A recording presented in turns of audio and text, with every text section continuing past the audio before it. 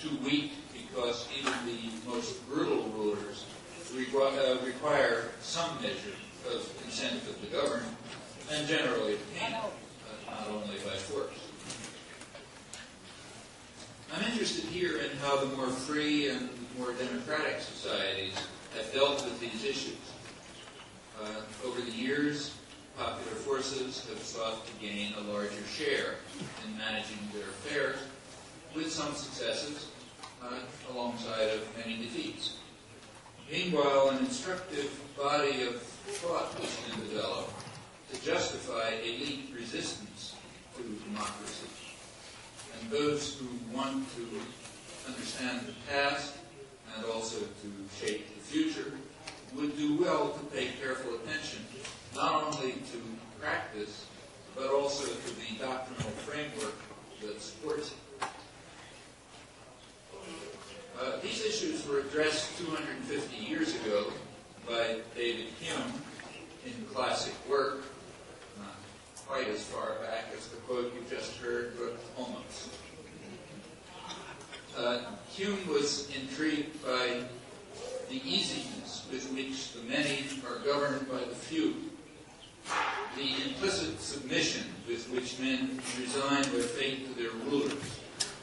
This he found surprising, because force is always on the side of the governed. If people would realize that, they would rise up and overthrow the masters. He concluded that government is founded on control of opinion, a principle that extends to the most despotic and most military governments, as well as to the most free and most popular. Hume surely underestimated the effectiveness of brute force. A more accurate version is that the more free and popular a government, the more it becomes necessary to rely on control of opinion to ensure submission to the rulers. That people must submit is taken for granted pretty much across the spectrum. In a democracy, the governed have the right to consent, but nothing more than that. In the terminology of modern progressive thought, the population may be spectators, but not participants, apart from occasional choices among leaders representing authentic power. That is the political arena. The general population must be excluded entirely from the economic arena, where what happens in society is largely determined. Here, the public is to have no role, according to prevailing democratic theory. These assumptions have been challenged throughout history, but the issues have taken on particular force since the first modern democratic revolution in 17th century England. The turmoil of those times is often depicted as a conflict between king and parliament, but as is often true, a good part of the population did not want to be governed by either of the contestants for power, but by countrymen like ourselves that know our wants, so their pamphlets declared, not by knights and gentlemen who do not know the people's sores and will but oppress us. Such ideas greatly distressed the men of best quality, as they called themselves, the responsible men in modern terminology. They were prepared to grant the people rights, but within limits, and on the principle that by the people we do not mean the confused and ignorant rabble, they explained. But how is that fundamental principle of social life to be reconciled with the doctrine of consent of the governed, which was not so easy to suppress by that time? A solution to the problem was proposed by Hume's contemporary, Francis Hutcheson, who was a distinguished moral philosopher. He argued that the principle of consent of the governed is not violated when the rulers impose plans that are rejected by the public, if later on the stupid and prejudiced masses will heartily consent to what we have done in their name. Quoting. We can adopt the principle of consent without consent. It's the term that was used later by well-known North American sociologist Franklin Henry Giddings. Hutcheson was concerned with control of the rabble at home, Giddings with enforcing order abroad. He was writing about the Philippines, which the United States Army was liberating at the time, also liberating several 100,000 souls from life's sorrows, or as the press put it, slaughtering the natives in English fashion so that the misguided creatures who resist us will at least respect our arms and later come to recognize that we wish them liberty and happiness.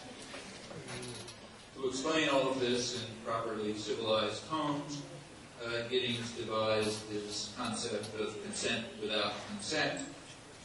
For Giddings, if in later years the conquered people see and admit that the disputed relation was for the highest interest, it may reasonably be held that authority has been imposed with the consent of the governed, as when a parent prevents a child from running into a busy street.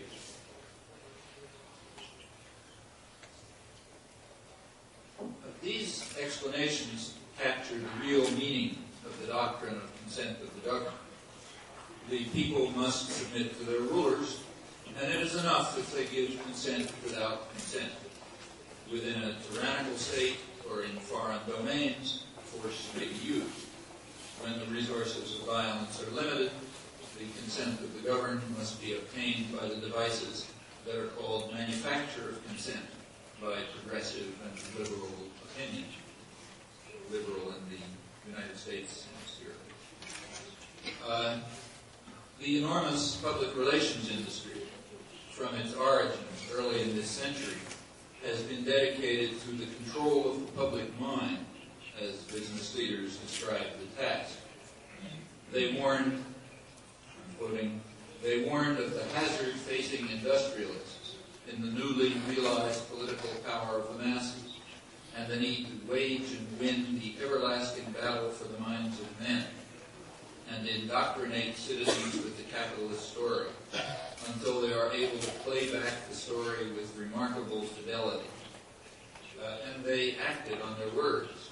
It's surely one of the central themes of modern history.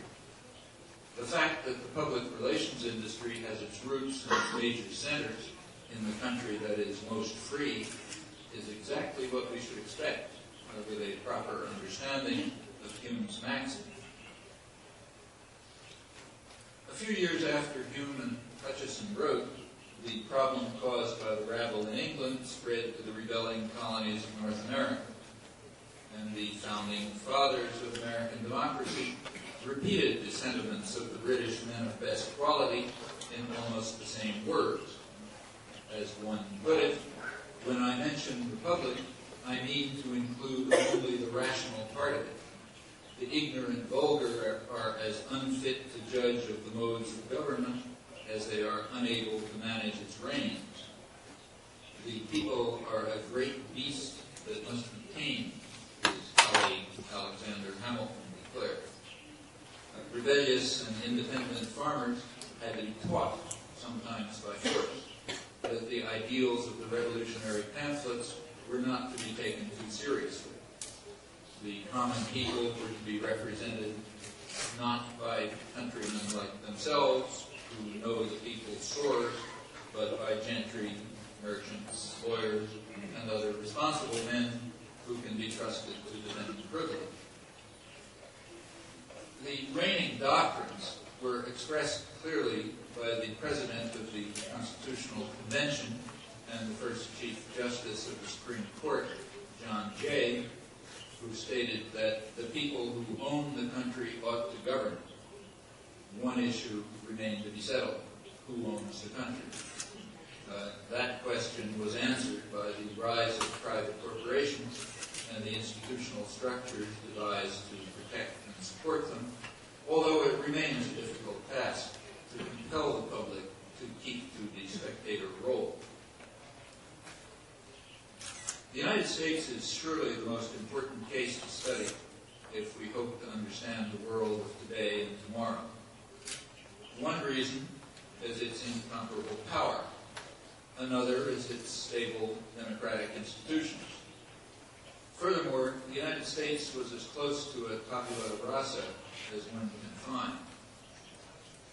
America can be as happy as she pleases, Tom Paine remarked in 1776. She has a blank sheet to write upon. The indigenous societies were largely eliminated. The United States also has little residue of earlier European structures. It's one reason for the relative weakness of the social contract and of support systems, which often had their roots in pre-capitalist institutions. And to an unusual extent, the socio-political order was consciously designed. In studying history, one cannot construct experiments, of course, but the United States is as close to the ideal case of state capitalist democracy as can be found. The main designer, furthermore, was an astute political thinker, James Madison. In the debates on the Constitution, Madison pointed out that if elections in England were open to all classes of people, the property of landed proprietors would be insecure. An agrarian law would soon take place, he said, giving land to the landlords. And the constitutional system must be designed to prevent such injustice and, in his words, secure the permanent interests of the country, which are property rights. The primary responsibility of government is to protect the minority of the opulent against the majority, Madison declared. And that has been the guiding principle of the democratic system from its origins until today. I should say I'm quoting from the Constitutional Convention, but one is not taught these things in school. Madison foresaw that the threat of democracy was likely to become more severe over time because of the increase in the proportion of those who will labor under all the hardships of life and secretly sigh for a more equal distribution of its blessings. They might gain influence, Madison feared. He was concerned by the symptoms of a leveling spirit that had already appeared, and he warned of the future danger if the right to vote would place power over property in hands without a share in it. Those without property, or the hope of acquiring it, cannot be expected to sympathize sufficiently with its rights, Madison explained. His solution was to keep political power in the hands of those who, in his words, come from and represent the wealth of the nation, the more capable set of men, with the general public fragmented and disorganized. The problem also arises abroad, of course, and we learn a lot about really existing democratic theory by seeing how this problem is perceived, particularly in secret internal documents where leaders can be more frank and open. So take the example of Latin America. Latin American elites are like children. Secretary of State John Foster Dulles informed the National Security Council 40 years ago, all in secret. Worse still, the United States is hopelessly behind the Soviets in developing controls over the minds and emotions of unsophisticated peoples. Dulles and President Eisenhower expressed their concern over the communist ability to get control of mass movements, an ability that we have no capacity to duplicate. The poor people are the ones they appeal to, and they have always wanted to plunder the rich. In other words, we find it hard to induce people to accept our doctrine that the rich should plunder the poor. Kind of public relations problem, hard to solve. The Kennedy administration faced the problem by shifting the mission of the Latin American military from hemispheric defense to internal security remember what that means. And it was a decision with fateful consequences, beginning with the military coup in Brazil. The military had been seen in Washington as what they called an island of sanity in Brazil. And the coup was welcomed by Kennedy's ambassador, Lincoln Gordon, as a democratic rebellion. It is the single most decisive victory of freedom in the mid-20th century, he said. Gordon is a former Harvard University economist, and he added that the victory of freedom should create a greatly improved climate for private investments. Give some further insight into the meanings of the term freedom and democracy. 2 years later, Defense Secretary Robert McNamara informed his associates that United States policies toward the Latin American military have on the whole been effective in attaining the goals set for them. These policies, he said, have improved internal security capabilities and established predominant United States military influence. The Latin American military understand their tasks and are equipped to pursue them thanks to Kennedy's programs of military aid and training. These tasks include the overthrow of civilian governments whenever, in the judgment of the military, the conduct of these leaders is injurious to the welfare of the nation. Such actions by the military are necessary in the Latin American cultural environment, the Kennedy intellectuals explained. It's actually a discussion between McNamara and McGeorge Bundy, who was the former dean of Harvard. Another magnificent person. And we can be confident that these tasks will be carried out properly now that the military have gained an understanding of and orientation towards United States objectives.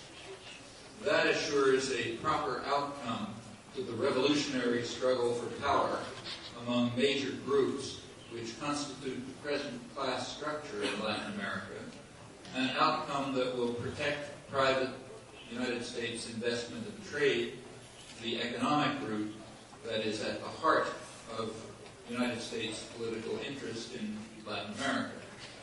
These are secret documents, in this case of Kennedy liberalism. Public discourse is naturally quite different. If we keep to it, we will understand little about the true meaning of democracy or about the global order of the past years and the future as well, since the same hands hold the reins. The pattern continues today. The champion human rights violator in the hemisphere is Colombia, also the leading recipient of U.S. military aid and training in recent years. The pretext is the drug war, but that is a myth, as regularly reported by major human rights groups, the church, and others who have investigated the shocking record of atrocities and the close links between the narco-traffickers, the landowners, the military, and their paramilitary associates. State terror has devastated popular organizations and virtually destroyed the one independent political party by assassination of thousands of activists, including presidential candidates, mayors, and others. Nonetheless, Colombia is hailed as a stable democracy, revealing again what is meant by democracy. Just a few days ago, I received a private message from a friend, a North American lawyer, who was working in Colombia with a church-based human rights group, who was in hiding in Bogota because he had witnessed personally the assassination of a human rights activist by one of the paramilitary elements who worked with the state security forces. And since he had witnessed the atrocity, his own life was in danger, so he was in hiding, and he had to flee Colombia. And a few days later, I got a phone call from him. He managed to get back to the United States. but these are regular practices. A glimpse of reality from another point of view is provided by the recent NAFTA agreement. Incidentally, hardly a free trade agreement. Its highly protectionist features are largely an attempt to block East Asian and European competitors. It's no longer possible to offer happy predictions about NAFTA and its benefits for all. So advocates now concede that the underlying purpose of NAFTA was not to promote trade, but to cement Mexico's economic reforms, quoting Foreign Affairs, the semi-official journal of Foreign Affairs. The goal, continuing to quote, the goal of NAFTA was to lock Mexico into the reforms that had made it an economic miracle for investors from the United States and the Mexican rich, while the population sank into misery. Locking Mexico into these reforms, it is hoped, will deflect the danger that was detected by a Latin American strategy development workshop in Washington in 1990, quoting them, that a democracy opening in Mexico could test the special relationship by bringing into office a government more interested in challenging the United States on economic and nationalist grounds. So democracy will be less threatening if the policy choices are closed. That's one aspect of what's called minimizing the state, hence maximizing private power and ensuring that what democratic forms remain have very little function. Responsible men who have to deal with the children of the world face a hard task, and it is therefore not surprising that Washington's impulse to promote democracy is generally ineffective and often limited to rhetoric. I'm again quoting from the major scholarly study of Washington's crusade for democracy during the Reagan years by Thomas Carruthers, who writes with an insider's perspective. He worked on these programs in Reagan's State Department, so he's giving a sympathetic view. Carruthers regards the programs as sincere, although largely a failure. He notes further that the failure was systematic.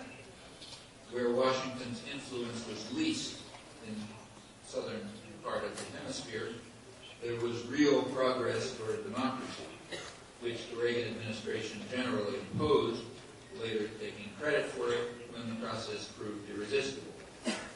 Where Washington's influence was greatest, closer to home, progress was least.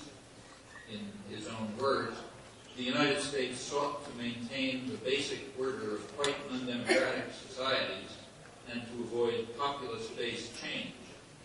Like its predecessors, the Reagan administration adopted pro-democracy policies as a means of relieving pressure for more radical change, but inevitably sought only limited top-down forms of democratic change that did not risk upsetting the traditional structures of power with which the United States has long been allied.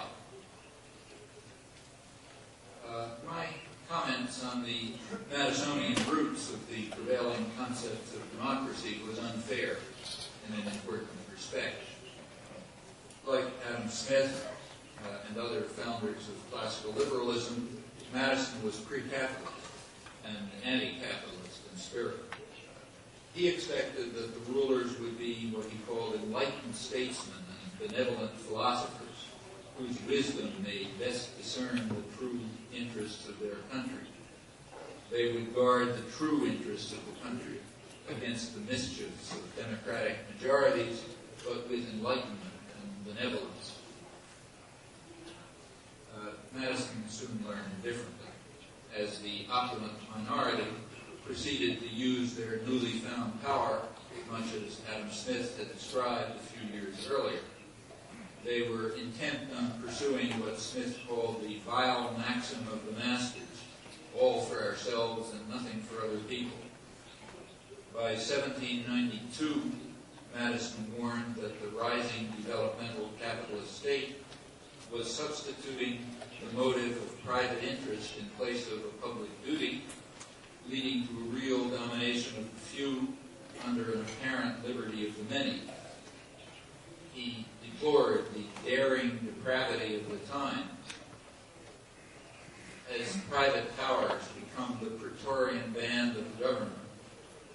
once its tools and its tyrant, bribed by its largesses and overawing it by its clamors and combinations.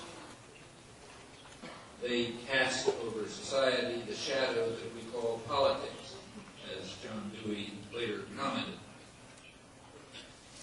One of the major 20th century philosophers and a leading figure of North American liberalism, Dewey emphasized that talk of democracy has little content when big business rules the life of the country through its control of the means of production, exchange, publicity, transportation, and communication, reinforced by command of the press agents, and other means of publicity and propaganda. Dewey held further that in a free and democratic society, workers must be the masters of their own industrial fate, not tools rented by employers. These are ideas that trace back to classical liberalism and to the Enlightenment and have constantly reappeared in popular struggle in the United States as elsewhere, including, of course, here. There have been many changes in the past 200 years, but Madison's words of warning have only become more appropriate, taking new meaning with the establishment of great private tyrannies that were granted extraordinary powers early in this century, primarily by the courts. They receive ample largesses from the states that they largely dominate, remaining both tools and tyrants in Madison's phrase, and they have gained substantial control over the domestic and international economy, as well as the informational and doctrinal systems. Let's now turn to the doctrines that have been crafted to impose the modern forms of political democracy. They're expressed quite accurately in an important manual of the public relations industry by one of its leading figures, Edward Bernays. He opens by writing, quoting, that the conscious and intelligent manipulation of the organized habits and opinions of the masses is an important element in democratic society. To carry out this essential task, the intelligent minorities must make use of propaganda continuously and systematically, because they alone understand the mental processes and social patterns of the masses, and they can hold the wires which control the public mind. Therefore, our society has consented to permit free competition to be organized by leadership and propaganda. Notice that's another case of consent without consent. Propaganda provides the leadership with a mechanism to mold the mind of the masses so that they will throw their newly gained strength in the desired direction. The leadership can regiment the public mind every bit as much as an army regiments the bodies of its soldiers. This process of engineering consent is the very essence of the democratic process that Bernays wrote shortly before he was honored for his contributions by the American Psychological Association in 1949. Bernays was a good New Deal liberal. He had developed his skills in Woodrow Wilson's propaganda committee, the Committee on Public Information. That was the first official U.S. state propaganda agency. He wrote that it was the astounding success of propaganda during World War I that opened the eyes of the intelligent few in all departments of life to the possibilities of regimenting the public mind.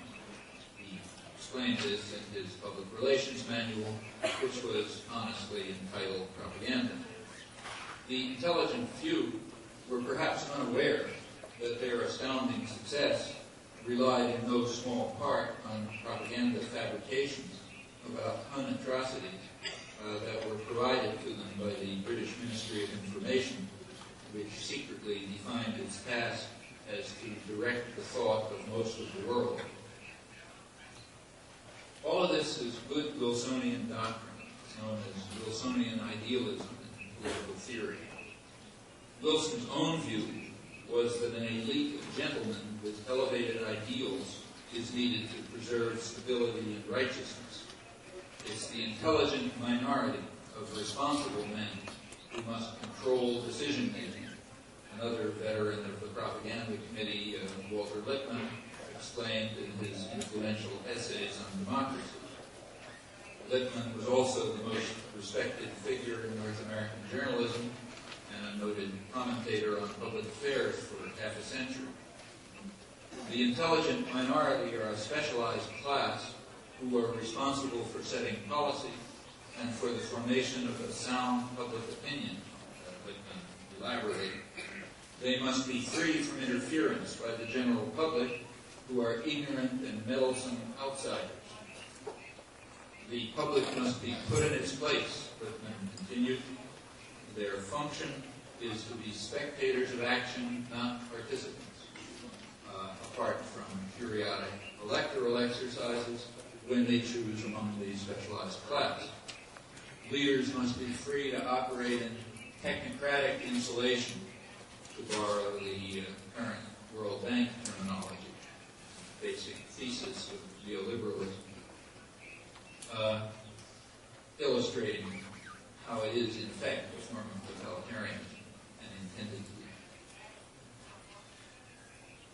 In the Encyclopedia of the Social Sciences, Harold Lasswell, who's one of the founders of modern political science, warned that the intelligent few must recognize, quoting him, must recognize the ignorance and stupidity of the masses and not succumb to democratic dogmatisms about men being the best judges of their own interests.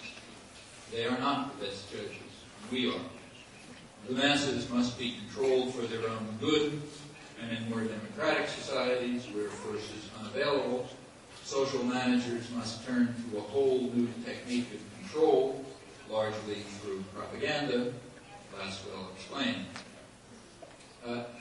Notice that this is all good Leninist doctrine, and the similarity between progressive democratic theory and Marxism-Leninism is rather striking. Something that Bakunin had predicted long before. Maybe the only prediction of the social sciences that has ever come true, and ought to be studied for that reason alone.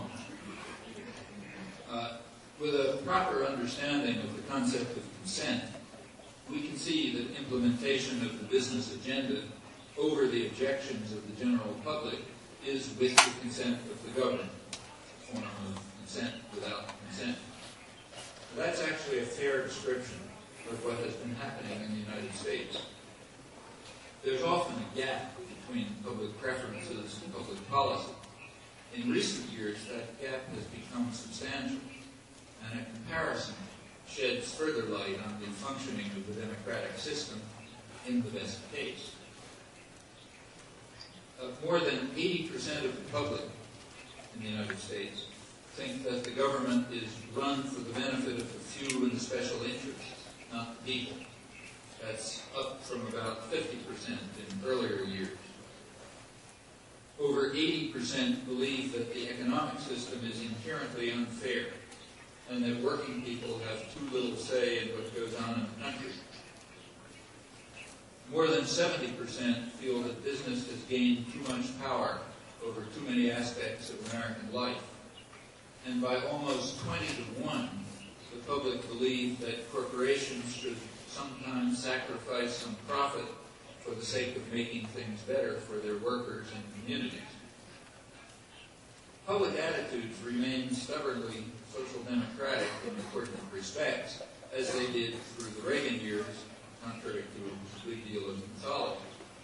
But we should also note that these attitudes fall far short of the ideas that animated the democratic revolutions.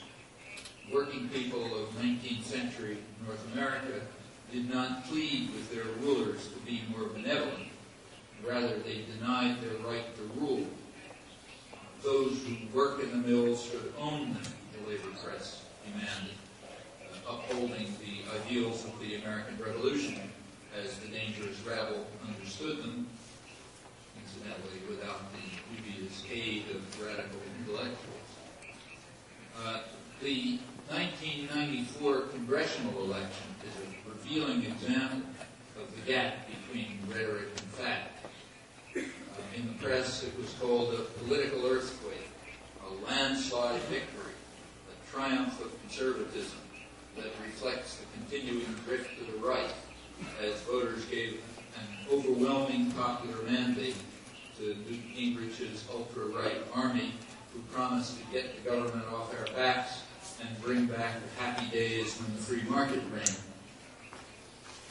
Turning to the facts, the landslide victory was won with barely over half the votes cast, about 20% of the electorate, figures that hardly differ from 2 years earlier when Democrats won. Among the 20% who voted for the triumph of conservatism, 1 out of 6 described the outcome as an affirmation of the Republican agenda. Of the minority who voted at all, only 1 out of 4 had even heard of the contract with America, which presented that agenda. And when informed, the population opposed virtually all of it by large majorities. About 60% of the population wanted social spending increase. A year later, 80% held that the federal government must protect the most vulnerable in society, especially the poor and the elderly, by guaranteeing minimum living standards and providing social benefits. 80 to 90% of Americans support federal guarantees of public assistance for those who cannot work, unemployment insurance, subsidized prescription drugs, nursing home care for the elderly, a minimum level of health care, and Social Security. 3/4 support federally guaranteed child care for low-income working mothers. The resilience of such attitudes is particularly striking in the light of the unremitting propaganda assault to persuade the public that they hold radically different views. From the beginning, it has been clear from the polls that the stories about the conservative landslide were untrue, and now the fraud is quietly conceded. The polling specialist of the Gingrich Republicans explained recently that when he reported that most people supported the contract with America, what he meant was that they liked the slogans that were used for packaging. For example, his studies showed that the public opposes dismantling the health system, but wants to preserve, protect, and strengthen it for the next generation. So dismantling is packaged as a solution that preserves and protects the health system. And so it goes through the list.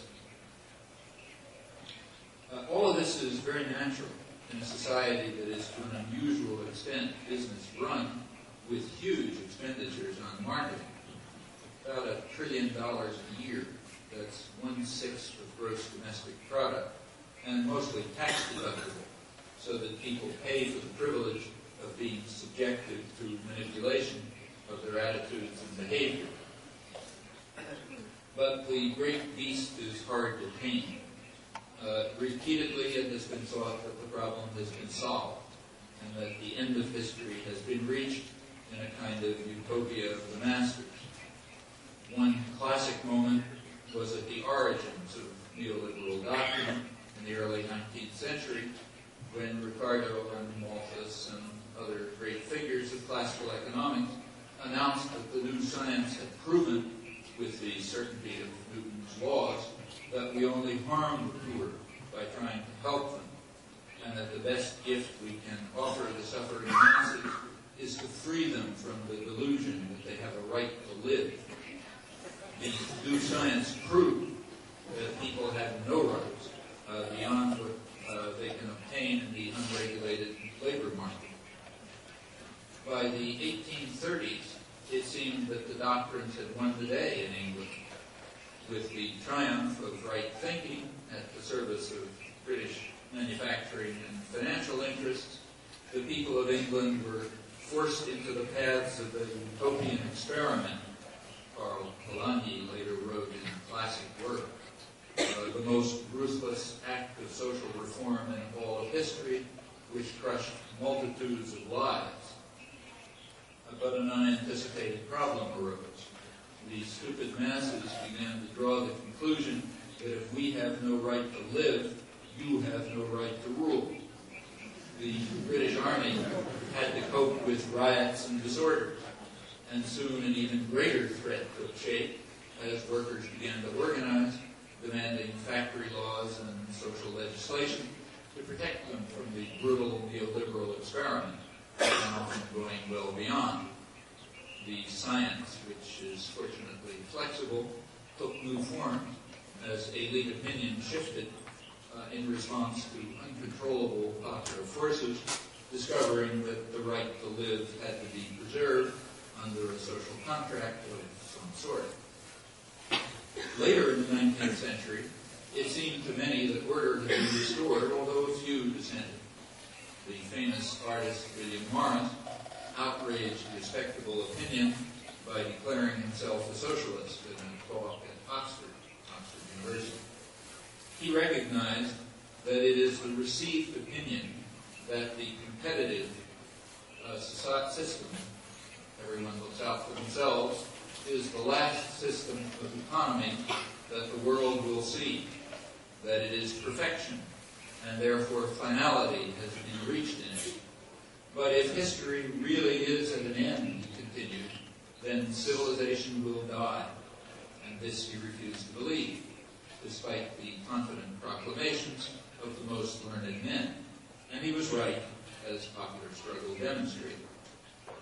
In the United States, too, the gay 90s, as they were called a century ago, were hailed as perfection and finality. And by the roaring 20s, it was confidently assumed that labor had been crushed for good and the utopia of the masters achieved in a most undemocratic America that was created over the workers' protests, Yale University historian David Montgomery comments. But once again, the celebration was premature. Within a few years, the great beast once again escaped its cage, and even the United States, the business-run society par excellence, was forced by popular struggle to grant rights that had been won long ago in far more autocratic societies. Immediately after World War II, business launched a huge propaganda offensive to regain what it had lost. By the late 1950s, it was widely assumed that the goal had been achieved. We had reached the end of ideology, Harvard sociologist Daniel Bell wrote. A few years earlier, as an editor of the leading business journal Fortune, he had reported what he called the staggering scale of business propaganda campaigns designed to overcome the social democratic attitudes that persisted into the post-war years. But again, the celebration was premature. Events of the 1960s showed that the great beast was still on the prowl, once again arousing the fear of democracy among responsible men. The Trilateral Commission, founded by David Rockefeller in 1973, devoted its first major study to what it called the crisis of democracy throughout the West, as large sectors of the population sought to enter the public arena. The naive might think of that as a step toward democracy, but the Commission understood that it was what they called excessive democracy. They hoped to restore the days when Truman had been able to govern the country with the cooperation of a relatively small number of Wall Street lawyers and bankers, as the North American rapporteur commented, respected Harvard professor.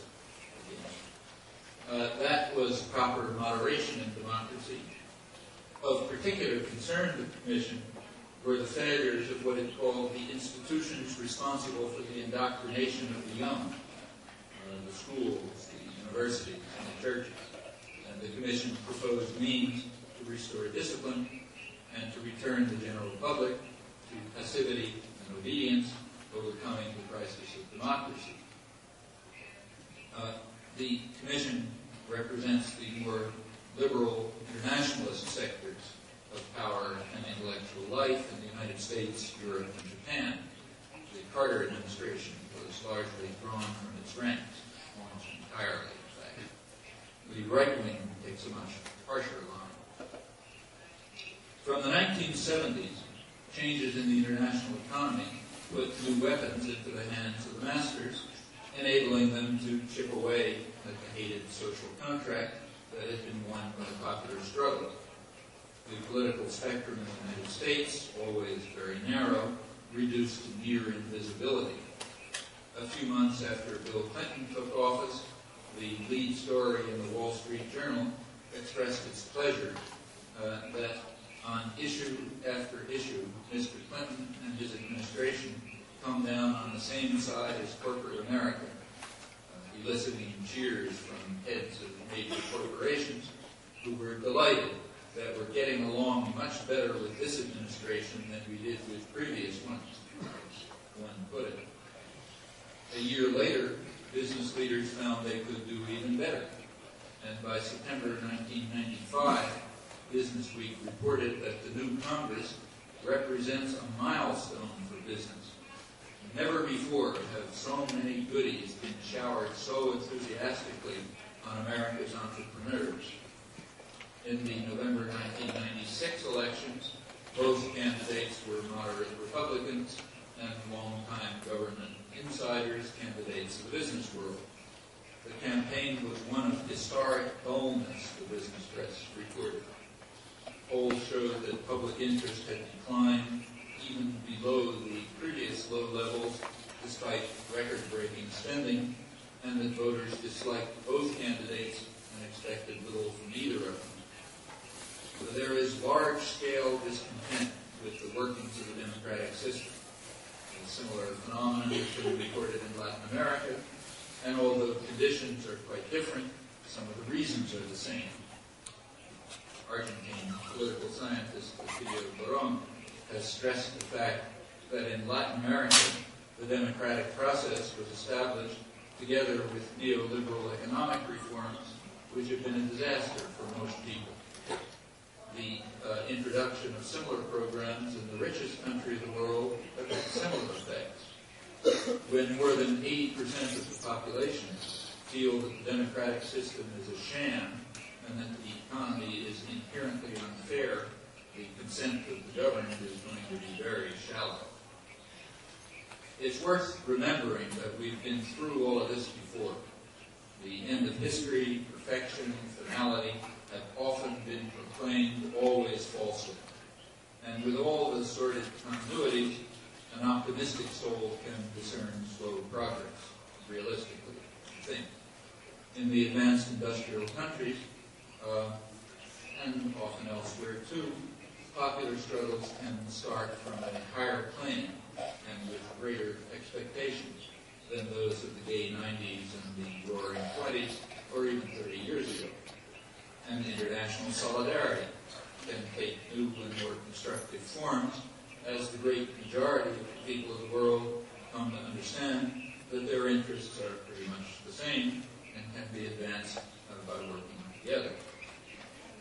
There's no more reason now than there has ever been to believe that we are constrained by mysterious and unknown social laws, not simply by decisions that are made within institutions that are subject to human will, human institutions that have to face the test of legitimacy, and if they do not meet it, can be replaced by others that are more free and more just, as often in the past.